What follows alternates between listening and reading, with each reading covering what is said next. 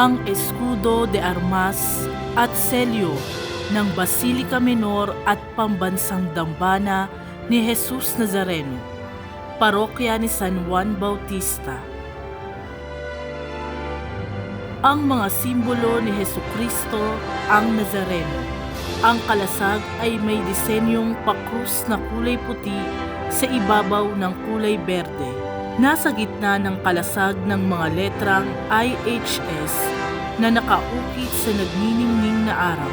Ang Christogram na IHS ay nangangahulugang Yesu Hemeteros Soter o Jesus aming tagapagligtas na pumatungkol kay Kristo mismo bilang ang Nazareno. Ang Latin cross ay sumisimbolo sa Kristyanismo at sa pagpapakasakit at pagkamatay ni Kristo.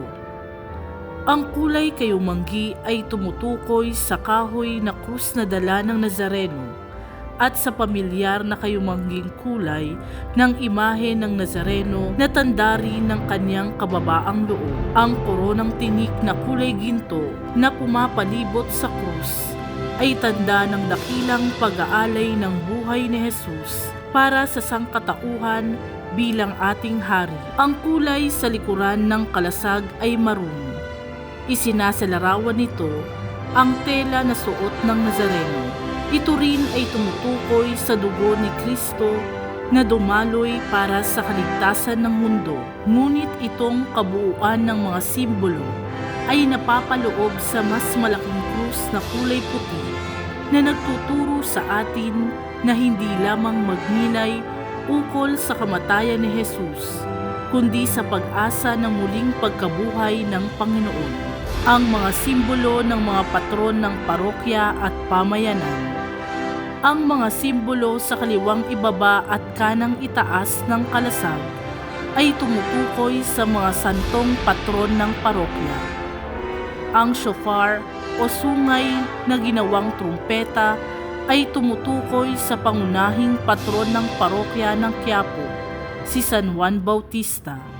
Ang sungay ay tumutukoy rin sa gampanin ng tagapagbinyag ayon sa Ebanghelyo ni San Juan, Kapitulo 1, versikulo 23. Ako ang tinig ng isang taong sumisigaw sa ilang, tuwirin ninyo ang daraanan ng Panginoon.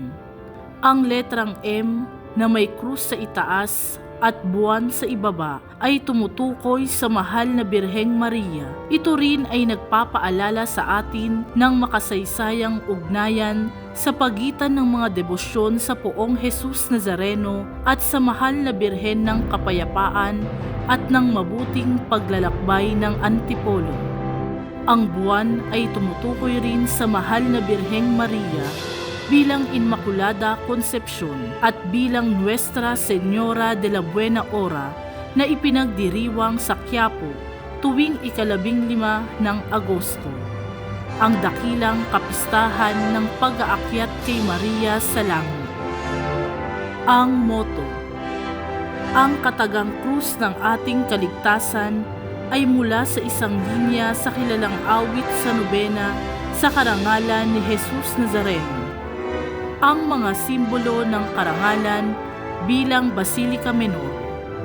Ang umbraculum ay isang makasaysayang payong na bahagi ng mga simbolo ng Santo Papa. Ito ay pangkasalukuyang ginagamit bilang simbolo ng kapangyarihan ng Santo Papa sa simbahang Katolika at sa nasabing basilika. Noong 11 ng Disyembre, taong 1987, formal na ipinahayag ni Papa Juan Pablo II ang bulang Qui Loco Petri na nagtatalaga bilang Basilica Menor. Ang mga susi ay nagpapahayag ng ugnayan ng Santo Papa at ng simbahan ng Quiapo sa kasaysayan nito bilang Basilica Menor at bilang isang dambana.